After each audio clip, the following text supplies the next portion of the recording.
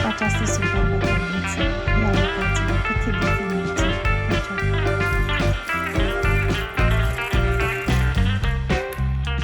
Sună cineva la telefon și vorbeam în timp ce dădeam, dar acum pot să vă arăt aici ce vedeți este un culeț din dovlecelul care l-am tăiat de pe gard. De fapt din... Am pus camera printre piept ca să vă arăt că am nevoie de 2 mâini. Deci...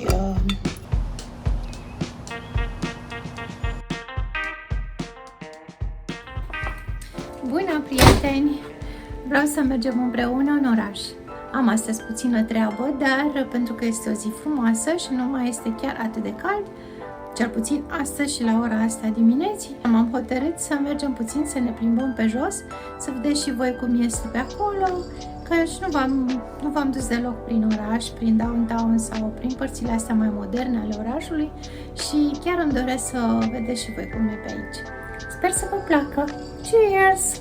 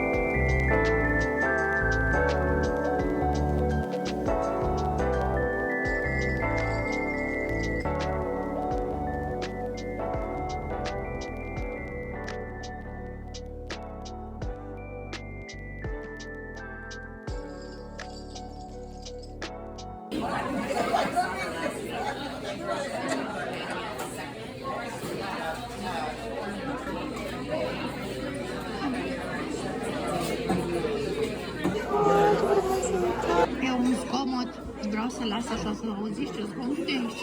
Cumpără și o baghetă, ca să văd prin comparație cum e bagheta lor față de bagheta mea. Aceea e bună și un ecler.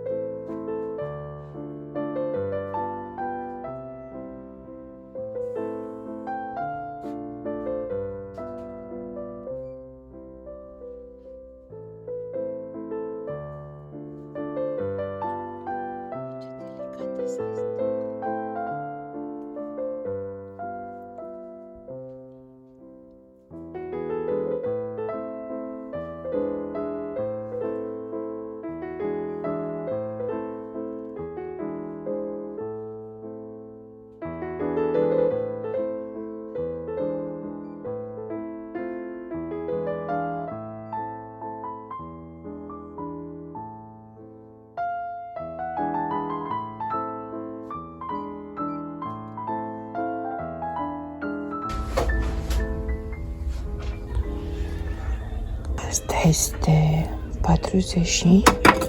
60 de dolari. Is everything today?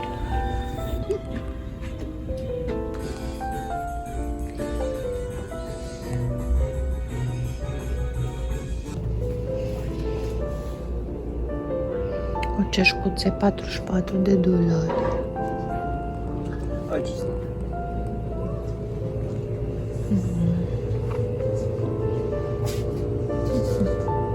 Look at all these teapot warmers. So cute. Look at this one. The fabric is amazing. $40 each. Oh, $39. And look at the one with the cats. So cute. Very, very cute. What is this for? Let's see, what is this for? Oh, thank you. Let me see. It's for the teapot as well. $15.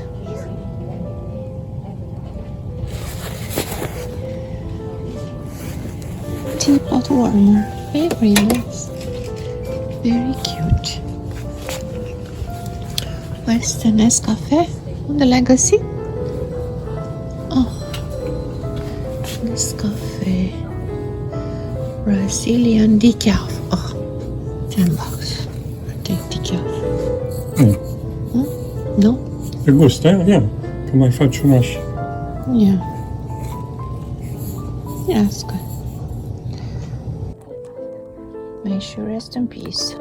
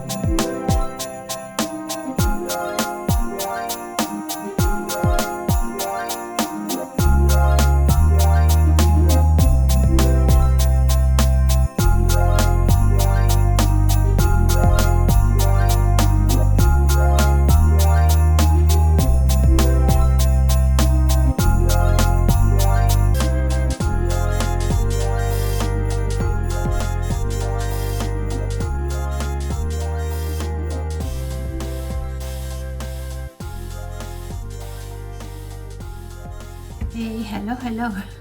Hai să vă arăt că m-am întors acum de la plimbarea noastră prin oraș și mai ales din Rice Village. Mi-a plăcut mult în Rice Village și străzile din împrejurimi, acolo unde ne-am plimbat în magazinul British Isle și unde am servit o cafea și un ecler. Zona aia se cheamă Rice Village, adică sătulețul Rice. Dar mai încolo câteva străzi, peste drum de Kirby,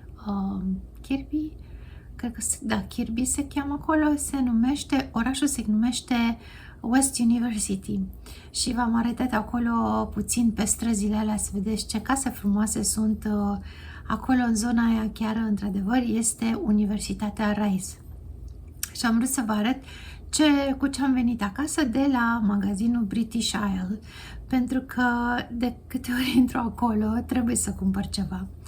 V-am arătat ceramica aceea superbă, foarte scumpă, dar de o finețe deosebită și nu am rezistat să nu-mi cumpăr și eu ceva de acolo. Și hai că întorc camera și vă arăt. Nu sunt multe lucruri, dar sunt drăguțe. Am să încep cu această superbă căniță. Ia uitați-vă cât e de finuță. Deci o cană de ceai sau de cafea și este cu păpădie. Eu mai am un canal de YouTube care se cheamă Cătălina Păpădia și îmi place mult de tot păpădia, foarte mult, și am găsit această ceșcuță, uitați ce frumoasă e, cu un spiriduș care se ține de un puf de păpădie. E atât de delicată și înăuntru puțin așa scrie. Ce să spun, minunată este. A costat $44, deci nu este un bargain. Sau poate că ar fi, că erau cești care costau mai mult de atât, dar uitați-vă cât e de delicată și frumoasă. Da, asta este. Când bei un lucru de calitate, atâta costă. Mai ales că e adus din Marea Britanie și nu este la second hand și nu este nici de la chinezi. Da, doar ați văzut în magazin că întrebam pe soțul meu de unde să cumpăr instant coffee, vreau Nescafe sau ceva, dar am găsit-o pe asta care este Brazilian Decaf și abia aștept să-mi fac o cafea cu ea într-o după-amiază, că de multe ori îmi place să beau o cafeluță pe la ora 6 și e prea târziu pentru așa ceva. Am luat această eșarfă care, din păcate, din poliester, dar uitați ce print frumos are. E mai de vară, poate că, na, dacă aș fi vrut-o primăvară ar fi fost mai scumpă, de deosebit de fină și de frumoasă, cu flori superbe. V-am arătat eu pe acolo din secțiunea de unde am luat asta, erau și ceșcuțele alea superbe cu floricele de câmp. Da, erau foarte scumpe. Un set pentru 2 persoane din serviciul acela de ceai, cu ceșcuțe, farfuriuțe, de prăjitură și ce mai fi, $600, vă dați seama? Așa, deci acum și să vă arăt ceva amuzant. Știți formația Beatles și una dintre melodiile lor e Back in the USSR și ia uitați ce am găsit, un tricou, Back in the USSR. Asta este chiar așa un titlu de afiș. N-am să defilez prin oraș cu asta. Scuzați. Dar m-a amuzat această etichetă. Pare de actualitate acum, nu? Un cântec de Beatles. Da, cam astea. Bună, dragilor! Doar ce ne-am întors din oraș și suntem amesiți de foame.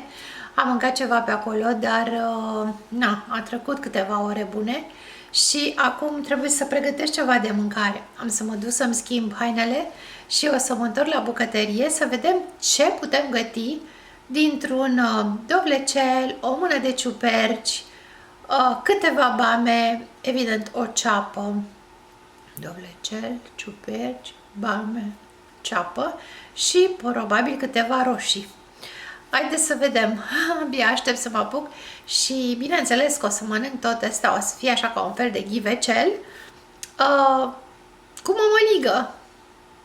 Deci bamele și dovlecelul sunt de la mine din grădină, deci ce poate să fie mai bun de atât? Abia aștept. Ne vedem imediat. Până aici au ajuns dovlecei ăștia, ce sunt ei. V-am mai arătat eu dovlecei în lămâi. Uitați, au început să se coacă lămâile. Sunt destul de mari.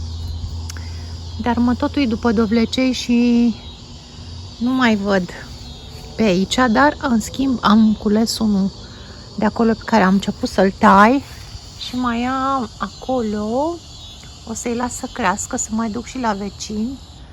De-abia acum am înțeles cât de mari trebuie să-i las să crească, că i-am crescut prea mult și fac înăuntru niște semințe, exact ca și castraveții.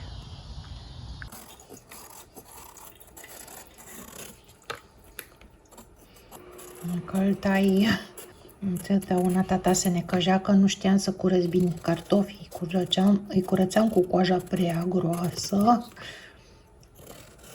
Mai mari de atât se devin apoși. Uite, așa e bine cum este. E moale înăuntru, e aproape ca un castravete. Și când o să-l gătesc o să se topească, așadar e bun.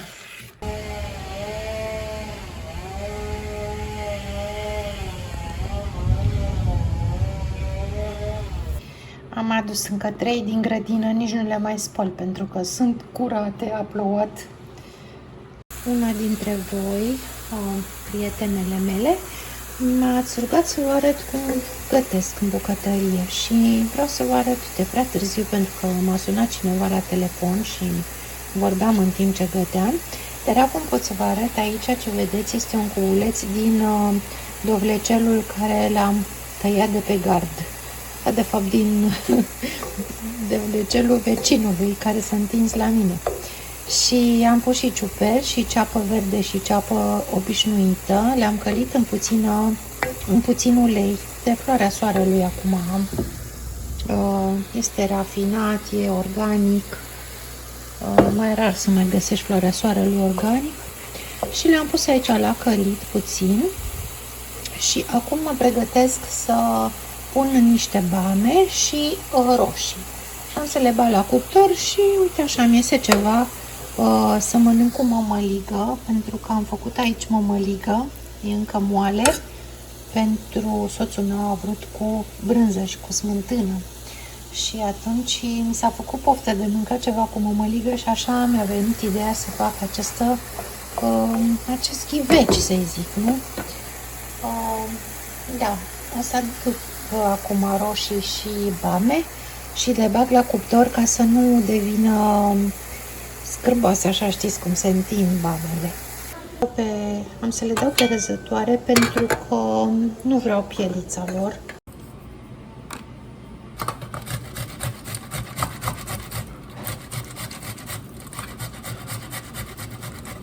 Asta e mâncarea. Eu zic că e și bine. O să iau cu o mână să nu mă opăresc. Da, deci a ieșit bine. I-am mai adăugat niște roșii. V-am arătat date pe răzătoare, dar am pus și o roșie din aia în bulion. Și am dat-o aici la cuptorul electric ca să nu fac căldură în casă. 375 de grade, am mai lăsat-o vreo 20 de minute. Aici așa ca o mâncărică. Nu știu, poate trebuia să-i pun mai mult ulei și o să mănânc cu mămăligă când se mai răcește. Nu, eu știu, o inspirație sau nu. Asta am făcut azi. Până la urmă i-am mai pus puțin ulei și am mai lăsat-o la scăzut. Mămăliguța cu bamele. Oi, ce frumos arată! Îmi pare bine că am mai lăsat-o. Mămăliga s-a răcit. Uite, o tăiem așa feliuțe. Da? Și asta e mâncărica mea pe ziua de azi. Ați cerut și eu v-am arătat ce mănânc și ce gătesc.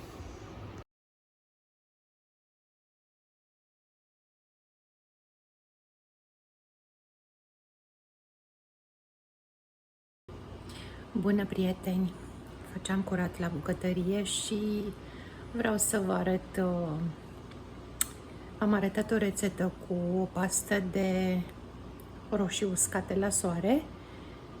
O rețetă foarte bună, dar a fost plină de ulei și m-am chinuit să scot grățușenia aia din ea, adăugând miez de pâine și alte cele.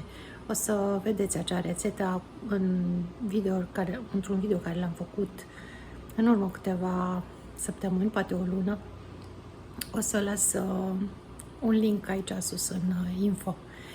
Și vreau să vă arăt, acesta este borcanul de roșii uscate pe care l-am cumpărat de la Costco. Deci dacă sunteți în America, cam așa, vreau să spun că este un gunoi. O să-l arunc la gunoi acum, nu-mi pare rău nicio secundă după el.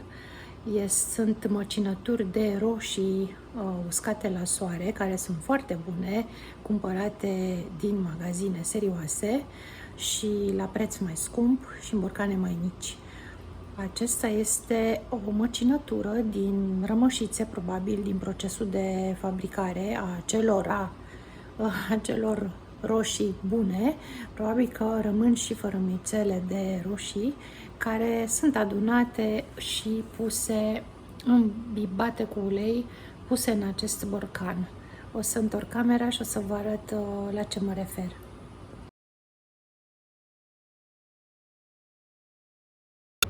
Am pus camera pe un trepied ca să vă arăt că am nevoie de 2 mâini. Deci am așteptat momentul în care să pot folosi aceste roșii cumpărate acum câteva luni de la Costco. Și da, pe capac scrie sunt bune până în 2026, păi de ce n-ar fi? Pentru că sunt îmbâxite cu ulei. Așa arată înăuntru, sunt negre. Atunci era și poftă și eram foarte era incitant pentru mine să vă arăt, să fac ceva bun cu aceste roșii. În primul rând, cred că trebuia să le spăl și să le storc de uleiul ăsta. Pentru că uitați ce e aici. Măcinături, firimituri, toate astea sunt îmbuxite de ulei. Iar eu am pus acolo câteva linguri bune de asemenea astea cu uleiul ăsta pe ele. Acum eu fiind prea, cum zic ăștia, excited să fac ceva cu ele, nu m-am uitat să văd unde au fost ambalate și ce conțin în interior. Deci luați-o ca pe un review. Zice că sunt din Mooney Farms USA, California. Sun-dried tomatoes, olive oil, pure olive oil, extract virgin olive oil, garlic, herbs, spices, contain sulfur dioxide, deci dioxid de sulf, pentru reținerea culorii. Nu prea a reușit să rețină culoarea pentru că sunt negre ca tăciunele. Și mă întreb ce au făcut astea în intestinele mele, pentru că m-am simțit foarte rău după ce am mâncat acea pastă. Produs din Statele Unite. Da, deci rețeta familiei noastre a fost creată în câmpurile pline de arome ale câmpurilor Italiei, unde rețeta mediteraneană este o parte integrantă a fiecărei zile. The Medmark Stamp, de aprobare a participării noastre în unica nutritivă dietă mediteraneană care include roșii și olive oil. Păi asta este cum poți să transformi roșiile și uleiul de măsline în ceva nociv. Cum să mănânci așa ceva? Astea nu mai arată roșii și nici uleiul din ele nu mai este sănătos. Arată că sunt, nu știu, arse, uscate prea tare, nu știu ce s-a întâmplat cu ele, dar mi-au cauzat mare suferință intestinală, pentru care tot ce am pregătit eu atunci și care era delicios la gust, a trebuit să arunc la gunoi când mi-am dat seama și când mi-a luat timp să mă uit în borcanul ăsta și să văd de fapt eu ce am mâncat. Deci, ideea este bună, dar produsul nu-l recomand la nimeni. Nu vi-l recomand, pentru că sunt sinceră și țin la voi. Cei puțin câțiva care vă uitați la videourile mele.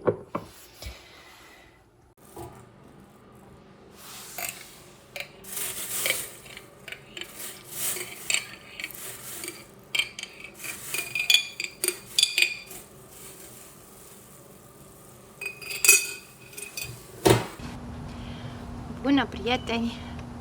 Astăzi este o zi așa, norată și pentru că nu am avut nicăieri de umblat, nu am plecat de acasă încă, am zis că e o zi bună pentru filmări. Și ce să vedeți că am filmat puțin din bucătărie, dar atâta s-a văicărit Artur și deși este umezeală, că transpir pe loc așa, și s-ar putea să plouă, am ieșit puțin afară ca să stau cu el, că este urât în casă și vrea să meargă afară să se joace. Zoica are o privire foarte rece. Lui Artur îi place foarte mult aici sub lămâi. Deci, astăzi vreau să încep o carte nouă. Am primit-o cadou de ziua mea de la Ionela și aproape am terminat prima carte pe care mi-a dat-o. Deși este o carte foarte subțirică, o citesc numai seara. Artea este scrisă de Graham Greene și este vorba despre un om care a fost arhitect și s-a săturat de viața pe care o ducea și a plecat în jungla africană pe un râu undeva. Bineînțeles că este o ficțiune. Am reușit să termin cartea aceea despre care v-am vorbit data trecută în filmul cel anterior, cu mătușa Poldi și Madonna dispărută. O carte nu o să rămân cu nimic în memorie după citirea ei. Și mă uit cum Zoe și cu Artur se joacă. Am terminat de citit acea carte și vreau să mă apuc de alta și am să citesc aceasta cât stau să-i păzesc pe Zoe afară. Asta se cheamă A fost odată pe un râu. Este scrisă de Diane Satterfield și cred că e mai interesantă despre un copil, o fetiță care a fost găsită moartă și care apoi a înviat. Sper să fie mai bună decât mătușa Poldi, care cum să spun, dar nu mi-a plăcut deloc, adică nu mi-a lăsat nimica. Mie nu prea îmi plac cărțile astea. Îmi plac cărți polițiste, dar a fost prea așa, se vede că a fost trasă de păr ca să fie pe placul societății astea. E minunat afară, e atâta pace. Vă las acum, aș sta să vorbesc la nesfârșit, dar mă presează timpul să plec. Vă pup! Mulțumesc mult pentru atenția pe care mi-o acordați, pentru comentariile pe care le lăsați. Nu știu dacă voi mai filma după asta. Da, vă las! Vă sărut cu drag și, cum am mai zis, să ne vedem cu bine în luna septembrie. Vă pup! Bye! Am fost la Costco și n-am găsit apa mea preferată. O să vă arăt ce mi-am cumpărat, nu mare lucru. Azi dimineața am fost supărată cu Costco, dar m-am dus ca să-mi cumpăr apă, că numai acolo aveau. Deși am zis că mă duc la Whole Foods, dar era mai aproape asta și m-am dus degeaba. Mi-a luat apă la sticluțe de plastic. Da. Mă duc în casă să vă arăt. Asta le-am luat de la Costco. Zmeura asta era la ofertă $5, nu știu cât. Astea ce-am luat de la Costco. Zmeură era la ofertă, nu știu, până în $6, 5 spre $6, nu știu prețul. Asta am luat ciuperci, îmi pare că sunt mai puține ca de obicei, dar oricum sunt mai multe decât în magazin, nu știu prețul. Astea sunt mure, nu am mai mâncat mure de mult, dar erau tot așa la ofertă, $5 ceva și îmi place să iau unt din asta, Kerrygold, nesărat. Sunt 4 bucăți de unt, 200 de grame fiecare, nu știu prețul, o să vi-l pun pe ecran. Am cumpărat, dar le-am aruncat pe aici că trebuie să le duc la spălat, niște prosoape. Îmi plac că sunt din astea mai subțirele. Detest prosoapele alea groase care se usucă și greu. Iar astea fiind albe, pot să le spăl cu apă fierbinte și pot să le mai pun și la clor. Am mai cumpărat acest coraș superb de pus la ușă când o să vină Crăciunul. A fost $16, asta știu. Și am cumpărat o vestă din asta care este $10. Îmi plac foarte mult vestele astea. Deja mai am una bleu marin și probabil că o să mai îmi cumpăr când o mai veni timpul. Au adus alte culori față de anul trecut. Anul trecut am avut, sau cu 2 ani, am avut blu marin, negru și maron, parcă erau. Acum mi-am luat-o pe asta, să vă arăt cum stă. Și am mai luat un box de hârtie igienică, 30 de role. Sunt dormire aici. Sunt destul de groase, sunt foarte mari. Ca prin toată casa pe unde le-am lăsat. Asta este San Pellegrino, dar este sticluțe mici. Să le iau și o să le pun acolo în cutia aia, ca să fie ușor de luat când pleci undeva. Am căruciorul ăsta cu care le car de la mașină în casă, este nemaipomenit. Pentru că, de asemenea, am luat boxul ăsta de sticle de apă. L-am aruncat aici în drum, foarte grele sunt. Câte sticle? 40 de sticle de jumătate de litru, deci 20 de kilograme, 20 de litri de apă. Mi-a prins foarte bine acest cărucior pe care l-am tot de la Costco. Care îmi place foarte mult. Este bună măsura largi.